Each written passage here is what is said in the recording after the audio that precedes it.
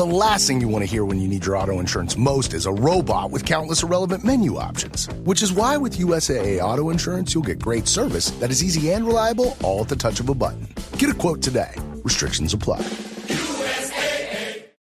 This episode is brought to you by Indeed. When your computer breaks, you don't wait for it to magically start working again. You fix the problem. So why wait to hire the people your company desperately needs? Use Indeed's sponsored jobs to hire top talent fast. And even better, you only pay for results. There's no need to wait. Speed up your hiring with a $75 sponsored job credit at Indeed.com/podcast. Terms and conditions apply. This episode is brought to you by Walmart. New beauty is in bloom at Walmart, and it's all about springtime radiance. From Drybar, Tula Skincare, and hundreds more available online, Walmart has the premium brands you want and this season's on-trend products for flawless, glossy hair and hydrated skin. Big name beauty brands? Check. The things you love? Check. Find trending spring beauty and all you need to look and feel gorgeous at Walmart, on app and online. Welcome to another Finely Edged production for the Premier League Cricket Club. Connecting players and coaches, clubs and leagues, volunteers and supporters alike, you're in the right place for the best of the 33 ECB Premier Leagues and the 20 NCCA counties, bringing you the stories, the stats and the standout performances that make this game great. Don't forget to hit the subscribe button to both our Premier League and NCCA shows so you don't miss any episodes. Now, shall we get stuck in?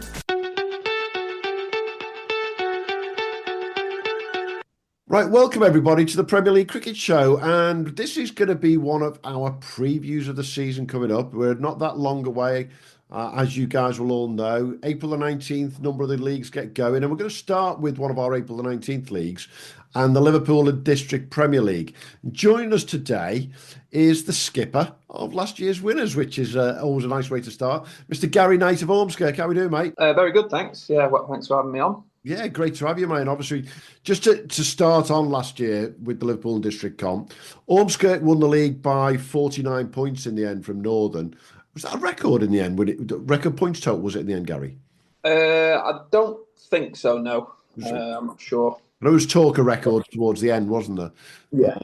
But it was quite an interesting end to the season when you got 49 points for Ormskirk over Northern, and then another 82 points back to third place where Rainford were.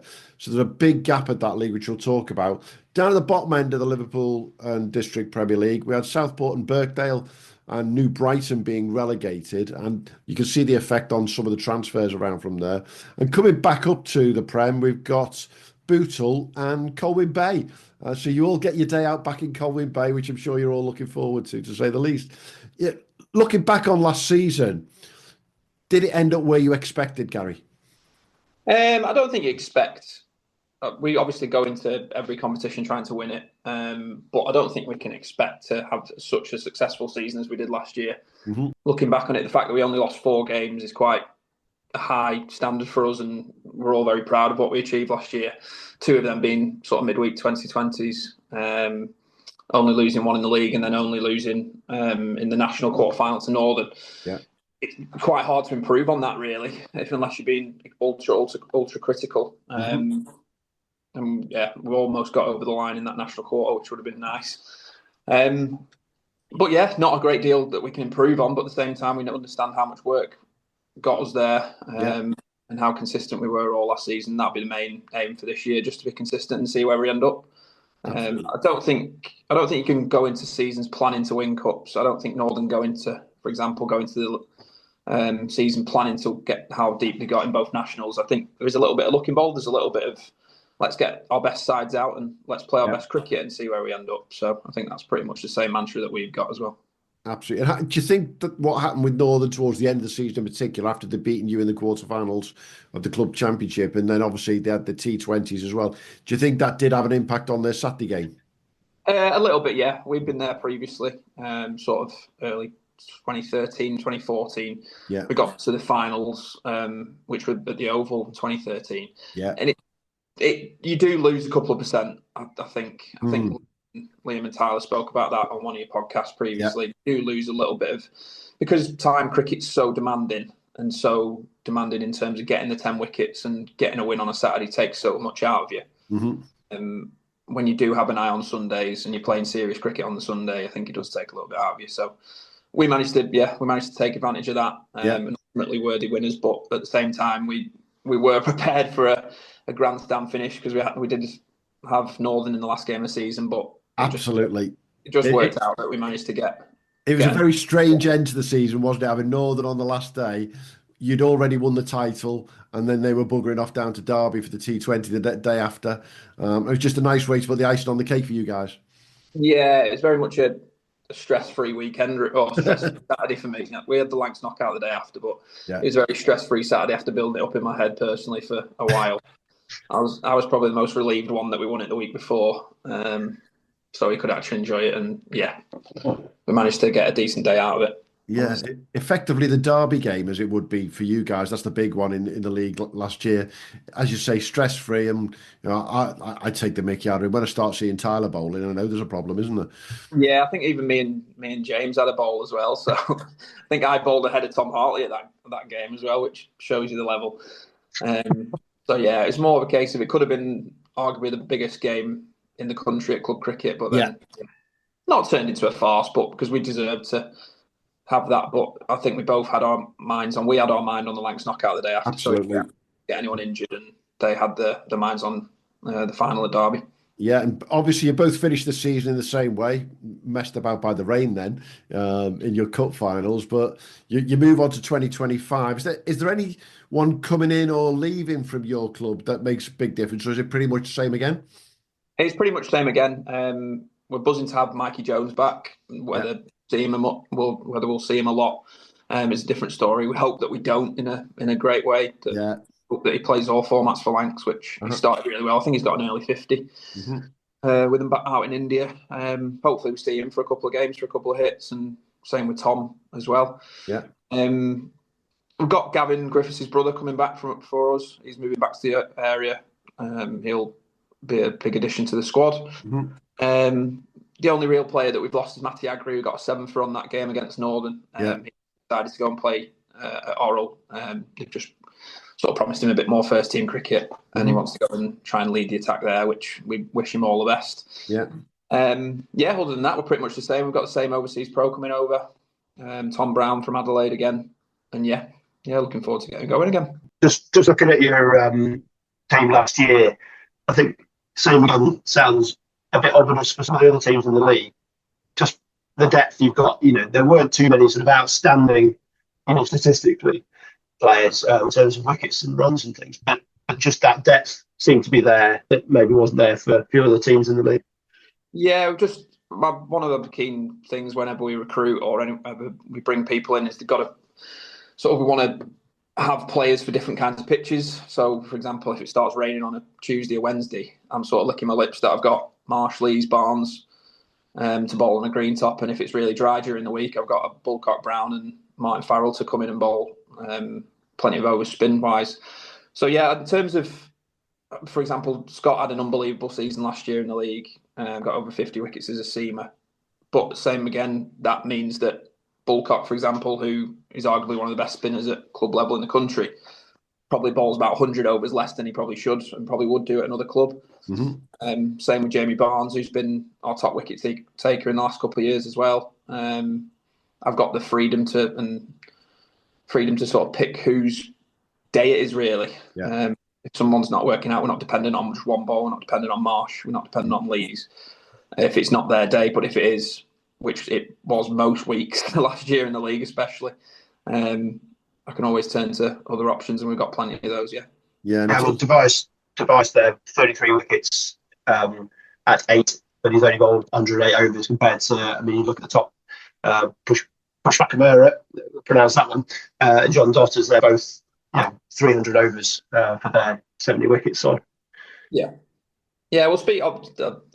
heard you guys speak about the SLA challenge, and we literally speak about it every week really, because usually the best bowler in the opposition side, and we've got one of the best ones as well. All SLA, and the amount of overs they bowl and the amount of questions they ask you. And one of your questions that you'll ask a little bit later is just, John Dotters is one of the best in the league at it. Just ask question after question after question. And something I've pushed for our seamers to do is ask more questions, and that's why they've had such a good, probably last 2 or 3 years, and ultimately why we've won the last 2 leagues is by how many questions we're asking with the seam, not just the spin, rather than looking pretty a little bit, going over the top of the stumps, allowing good batters to leave it. Yeah. And our seamers have been able to blow top orders away, and then we can settle into building pressure with the likes of Barnes, Bulcock and Brown. The spin option, I mean, it's a very spin dominant league. Obviously, the format leads to spin, bowling lots of overs. But you've seen the likes of Tom Hartley, jump from Liverpool comp into international cricket. This is somewhere that actually potentially could be a breeding ground for batters to kick on, because they're getting those questions asked them day after day, whereas maybe they aren't in county cricket. Yeah, exactly that. One of the reasons why the Liverpool comp is so well renowned as a Premier League is that we do feel so close to the professional game. There's a lot of young lads in that Lancashire squad who have experienced the comp and done well in the comp. One of them being Ollie Sutton, who's just been given a pro contract this year, which still confuses me why they're batting him at 10 at the moment. He was one of the top run scorers in the comp, and I rate him extremely highly as a batter. And he's, in my opinion, probably a batting all-rounder rather than a bowling all-rounder. So it's interesting that what do I know, I suppose. What do I know apart from winning the Liverpool competition by 40-odd points last year? I mean, one of the things Ollie's one of the strongest batters in our league, and hopefully gets a few more opportunities with Lex this year. One of the things I was going to mention, and you sort of already put towards it, is I do think that Ormskirk were one of those clubs last year who won the league as a sum of all the parts, far more than that superstar. And I think that's key, as you say, with timed cricket, number one, and with the difference in the pitches that you might have between a Southport and Birkdale and a Rainford. That's key for you guys, isn't it? Yeah, definitely. I've always wanted as well, when we create pitches at home, them to be result pitches, because you win leagues, but the bowlers win your leagues, sort of batters win your cups. My stereotype that we go in with: batters win your cups, bowlers win your leagues. Our decks aren't too spicy, but at the same time, I feel confident that we can get 10 wickets rather than make it easy for people to block out. Whereas some pitches around our league are unbelievable to bat on, like the Formby's, Northern on a really good day is unbelievable to bat on. But sometimes you struggle to bowl teams out, which can ultimately cost you in the end and cost you a couple of games here and there. So I think I've always felt that our batters score runs that matter. It was one of the big things I spoke with Cal Turner when he first joined us. I don't care if he scores 1,200 runs or higher. It's more about the 30s, 40s on a really spicy deck that gets us to 150, 160, because I feel confident that our bowling attack can defend it, rather than scoring just runs for the sake of it and not impacting games. Absolutely. Moving on to elsewhere around the league, you've had some minor changes there for Ormskirk. Is there any sort of transfers, anybody coming in around the league that you've gone, okay, that's quite interesting? There's not been as much movement as some leagues in the Liverpool District, but there's been one or two. Yeah, there's been a couple, just a couple of overseas signings that sort of excite me to go up against them, really. I know Newton have signed Hamish McKenzie from Perth. We had a good look at him probably 4 or 5 years ago, but I don't think he'd played enough first-class cricket to come over. The challenge will be left on. Chinaman will be really interesting to take on. I'm looking forward to that. Obviously, a really good batter as well. And Ijaz Alavi, who's joined Wallasey. I know there'll be a bit of pressure on him, sort of life after Ruika. Ruika's gone to Garstang, but I'm looking forward to going up against Ijaz. He's a good... maybe more of a batter than a bowler, but at the same time, a really good all-rounder and plays very high standard. I think Melbourne, he's from. Okay. And Safi, obviously, going to Birkenhead Park as well from Newton. So there's still really high quality overseas in the league. Khalid Usman remaining at Rainhill, who knows the league and has had, I think he's going into his 3rd season now. So, always, it's one of the things I miss. So my dad used to play for Littleborough and obviously he played with Joel Garner at the time. Okay. I do wish the fact that we had Test cricketers, but at the same time we are still playing a really high level cricket, and you do still get high level overseas coming over. So I really enjoy the challenge. You've just opened up a question there for me. So if you talk to your dad about the quality of Premier League cricket back in the day at Littleborough versus Premier League cricket today, which is the better? I think he'd always say to me, today's better by far, really. When he was 18, 19, breaking into a Littleborough side, he was just a fielder. A really good junior batter and a decent batter. Went on to have a decent career at Skem and Ormskirk. But I think from 1 to 11, we are a lot more skilled now. Sort of batters at 6, 7, 8 can win you games.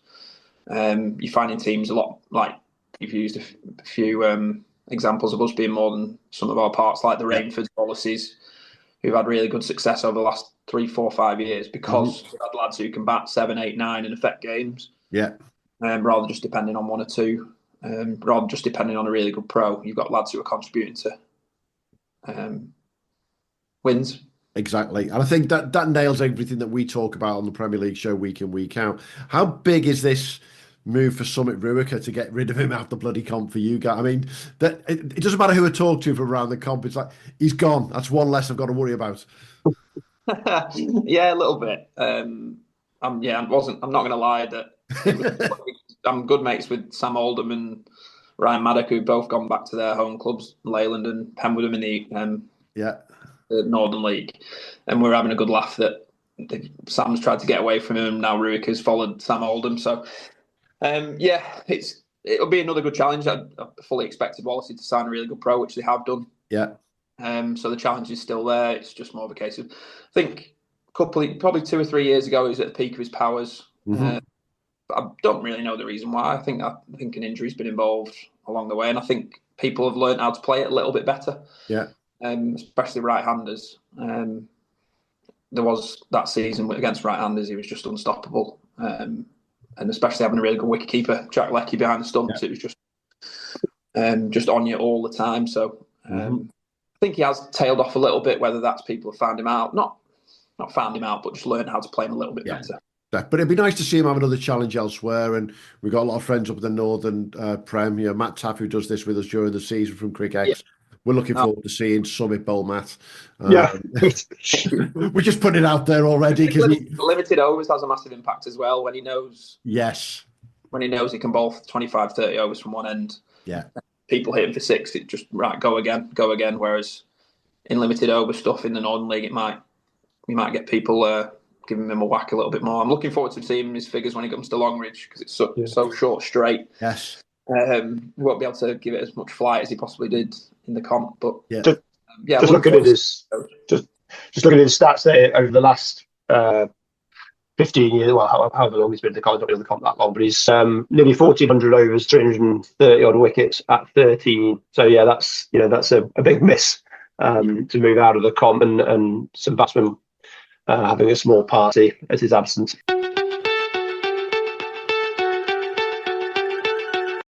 Definitely. Hey, looking around the rest of the league, who are you seeing as sort of potential strength this year in terms of, they've signed 1 or 2 or they were on the upwards? I mean, I think Rainford could give it another good go this year personally. And they've signed some interesting players from Sefton and from Oral Red Triangle. So you see some of the signings coming in. Is that one of the clubs that you'd be looking sort of over your shoulder at all the time?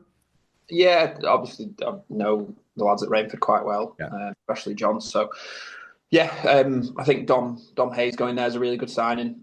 They probably needed another seamer in there, especially when they go away from home on a bit of bouncier deck. But especially at home, I think there's only us and Northern who've actually won at Rainford in the last 2 seasons. So just shows how strong they are. And I think he's just had a chat with Tom Evans actually, and Tom Evans has given him a good write-up. But I think they've gone away from being a surprise package now. I think they're just a generally good side. Like we just spoke about, I think 1 to 7, 1 to 8 can all win games with the bat. Got a really good player in Jason Loggin, who's arguably one of the top 5 batters in the league. John Dotter's second highest wicket taker. So you're not doing an awful lot wrong there. And you've got to sort of conquer those 2 challenges to win the game. And sometimes it's really tough, especially if you need to face John for 20 overs, 25 overs, which he's fit enough to do. Yeah. There's a lot of questions especially for right-handers, there's a lot of questions that you've got to answer. most definitely. What about around the rest of the club at Ormskirk? You guys, for people who aren't used to listening to about the Liverpool District Comp, is there anyone in particular they should be looking out for? Obviously, Toby's one of the ones that we know's always been up there, but it depends on the wickets that he's going to be playing. Is there anyone else that you'd say keep an eye out for this name?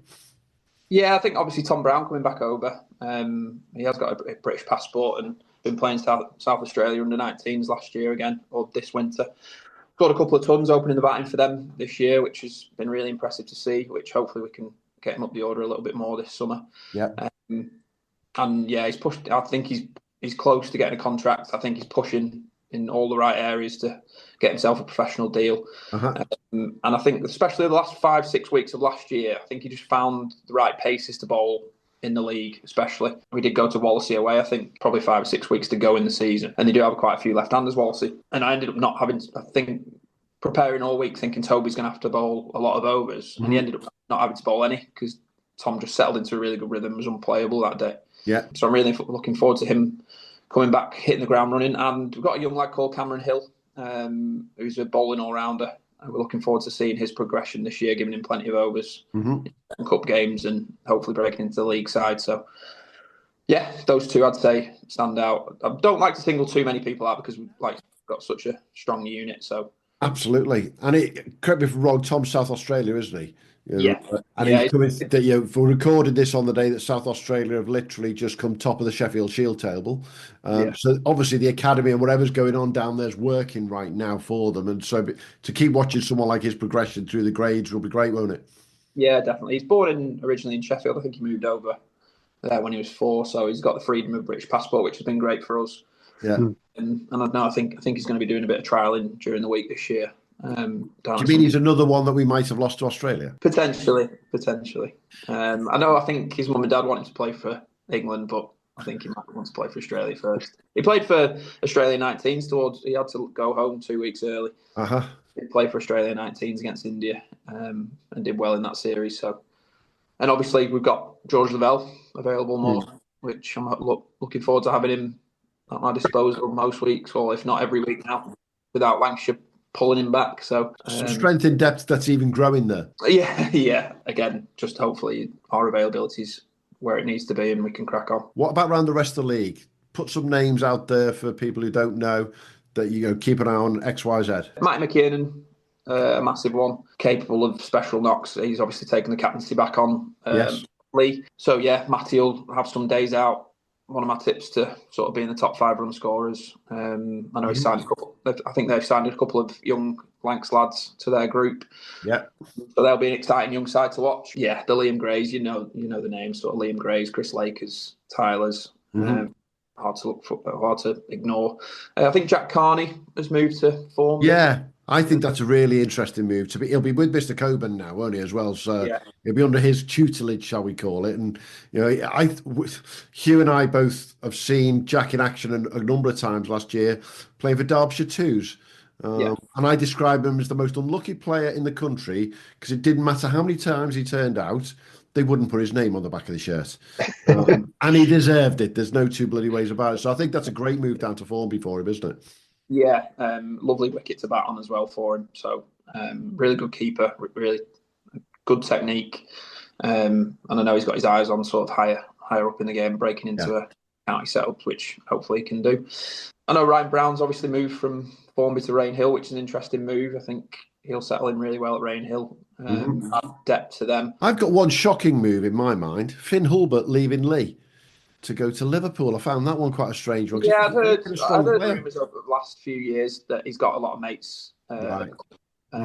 Obviously, we lost a couple of rankings to Liverpool a couple of years ago. Yeah. The fact that how they're not a Premier League club at the moment is ridiculous to me. So I'm hoping they do come up this year, which I'm sure they will. I think Sam Healy from Orrell has gone to Liverpool as well. So that adds plenty of Prem experience. You've got 4 proper first Premier League cricketers there, which should get them out of that division. But again, it's tough. Tough one. There is a little bit more SLA dominance, especially in Division 1, more so than in Prem, in my opinion. They're going to have to play SLA really well. So yeah, we'll see how Liverpool go. If you were to take a captain from another part of the country who's listening to this, you've got Cole and Bay and Bootle coming up and both got plenty of experience in the Liverpool comp prem, but what does it take to compete in the Liverpool comp compared to maybe another league? I've always been a captain in the comp. I've always loved the challenge of having to dangle a carrot. So it's not just all about scoring 300 as quick as you can and dominating people with the bat, so to speak. I love the days where you've got to graft your backside off to get to 150, 160, and then sort of put pressure on, squeeze in the middle overs and try and get 10 wickets. So yeah, it's more of a case of just holding your nerve in most moments in the Liverpool comp. That'd be the biggest sort of tip I'd give comp captains or anyone joining the comp as a captain. Not worrying, risking losing to win. Do you know what I mean? So it's not really about drawing games. No issue with losing as long as you've been in it to win it. If someone comes to Ormskirk and knocks 220 off, fine. We'll go through why we've let them get 220. But at the same time, we want people to come and try and beat us rather than obviously draw games, which I don't think gets you anywhere in time cricket. So just risking losing to win. Yeah, and the weather conditions over the last few years have been a bit interesting. Does that actually help you? Are those the kind of weather conditions you like to play? Yeah, massive. Yeah, it's gone into our favour massively. I think our best bowler, arguably Jamie Barnes, in my opinion, that brings him into the game massively when it's moving up and down, sideways. Obviously, Leesy and Marsh are really good with a new ball, but at the same time, we can build that pressure with Barnsley and he never misses the stumps. So if he's got it decking all over the place, it's very hard for people to block anyway. And then we've still got Toby and Tom to attack when it's a drier pitch. So yeah, every time it does rain, sort of Tuesday, Wednesday, Thursday, I'm sort of licking my lips thinking, I might not get any runs myself, or a 20 or 30 might mean the world, but at the same time, I'm hoping we get 10 wickets and win a game. So whilst Hugh and I want 2020 all over again, so we've got far more cricket than weather to talk about week in, week out, Gary Knight of Ormskirk's quite happy for 3 days of rain every week, Hugh. Did you hear that? That's it, yeah. It's about right. That's why I don't live in the northwest. Absolutely. We sent Gary some questions beforehand. I've got to come to one of them now. Which player, if you could, from within the Liverpool comp, would you say, that's the one I'd love to drag into Ormskirk? I'd have to go with Matty, I think. If I had my dream selection, played loads of cricket with him as a junior, played loads of rep cricket with him. Okay. When I was trialling and stuff, so really good mates with him. Brilliant fielder, brilliant bowler, and his batting goes without saying. I just hoped that he got a bit more of a go at Derbyshire, to be honest. And he gave it a fair crack, didn't he? And made his decision on his own terms and stuff. But hell of a cricketer, and more of a case of what type of bloke I'd want coming to Ormskirk, and he did every single box off the field as well as on it. Yeah, and again, he's another one of those players that Hugh and I would say is in that list from last year we talk about. Didn't get everything he should have at county level. Could have been there for many, many, many years. But hey-ho, he's doing a really great job up there now. Let's get into the quick-fire end to this session. Top 3 title contenders, Mr. Gary Knight. I know that one of them's going to be Ormskirk. Obviously, who else? I think if you finish above Northern this year, I think you win the league. They've obviously recruited really well again and got even stronger with the bat. So obviously Coley knows comp cricket inside out. Knows how to dangle that carrot that I keep mentioning and risking losing to win. So, mates Liam, Laker and Tyler, plenty of runs there, plenty of wickets. So I think if you finish above Northern, you win the league. But again, if you finish above us, I think you win the league as well. And hard to look past Rainford again, to be honest. I think we finished third. I think they're very consistent. Yeah. Do like the look of Birkenhead Park with Safi. I think Andy Clark will have a bigger role to play this year.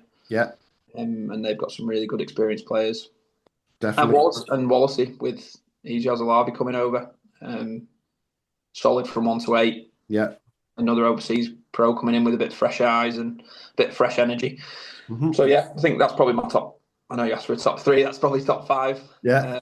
And we'll go from there. And I think the Birkenhead Park one's interesting because last year they'd come back up having been down. Pushback Amara came in.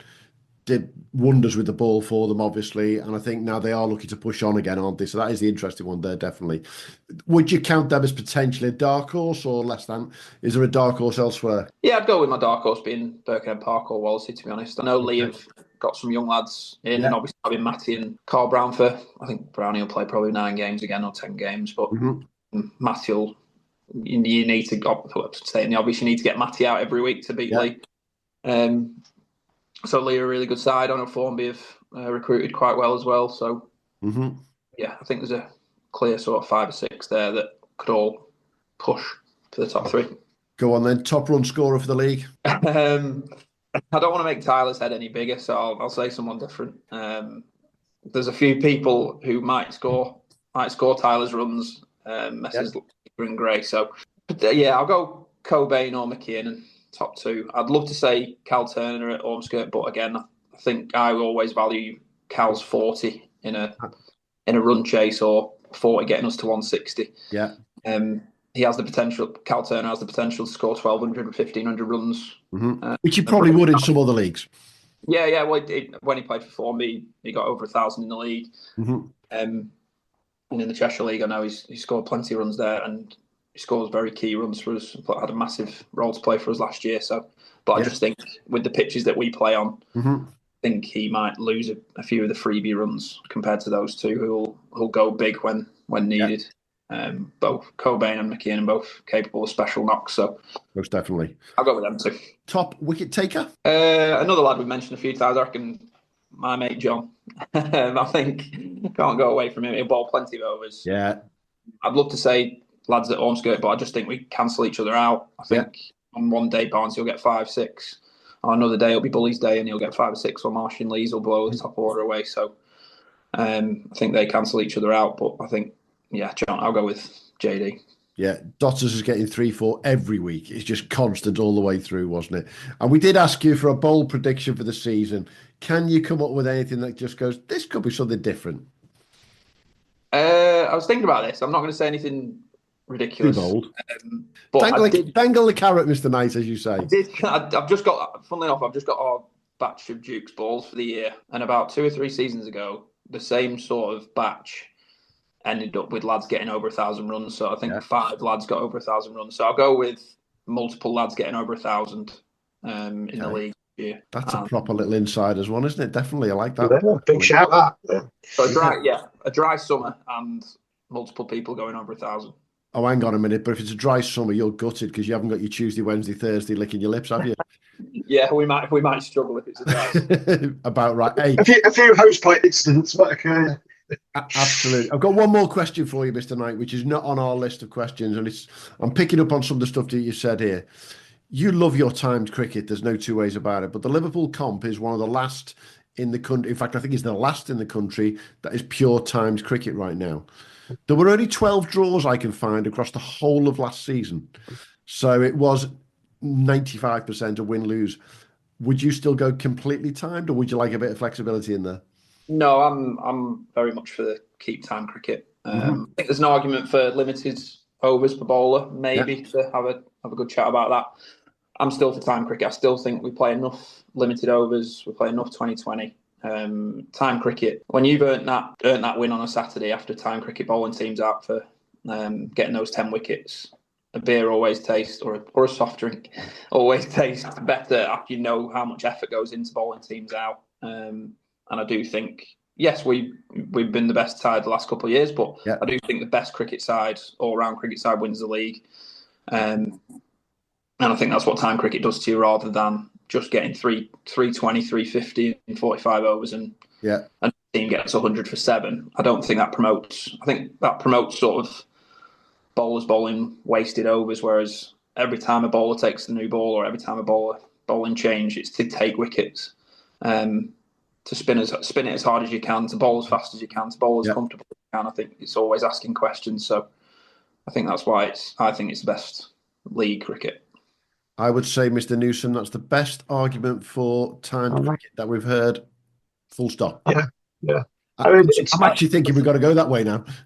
Well, I think it's about committing to the format, isn't it? And I suppose one of the things with the mixed format is people tend to prefer one or the other, and maybe coast through certain parts of the season, depending on their preferences. So, if this is a format, you commit to it and you plan the season around it.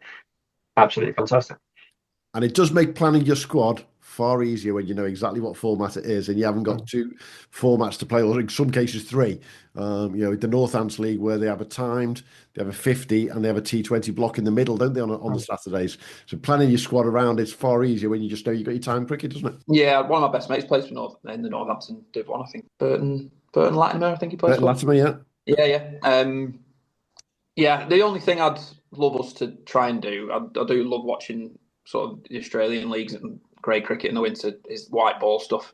I know we use pink balls for 2020s, but I would like our sort of league cups to become white balls, coloured kit sort of stuff. But that's a conversation, I suppose, for AGMs and committee meetings and things down the line. But I do think white ball has a good role to play in terms of giving it a good whack. Most definitely. So, time cricket for me, league-wise. Everything else, yeah. Brilliant. Hey, Gary, thanks for joining us to talk about 2024 in brief, but mainly about 2025. I know we're as excited as you are about the season coming up in a couple of weeks' time, depending on when this goes out.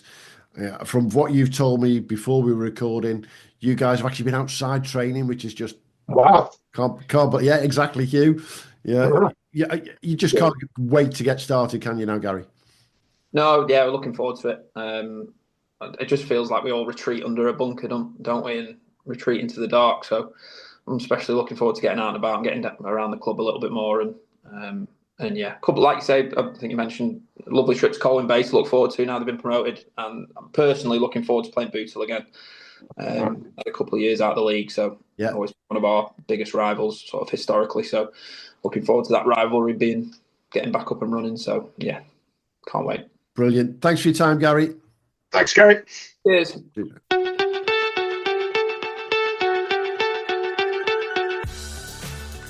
Thanks for joining us at the Premier League Cricket Club. We'll be back soon with more from the world of Premier League and NWCA cricket. But in the meantime, don't forget to subscribe, leave us a review and follow us wherever you get your socials. Or maybe check out our website, premierleaguecricket.co.uk, to stay updated. Until next time, have a good one.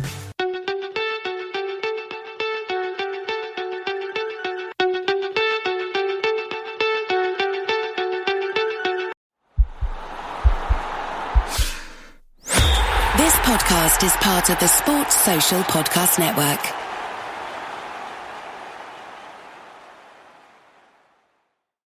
When your company earns unlimited 2% cash back on all purchases with Capital One, that's serious business. So Stephen at SandCloud got a serious business card, the Spark Cash Plus card from Capital One.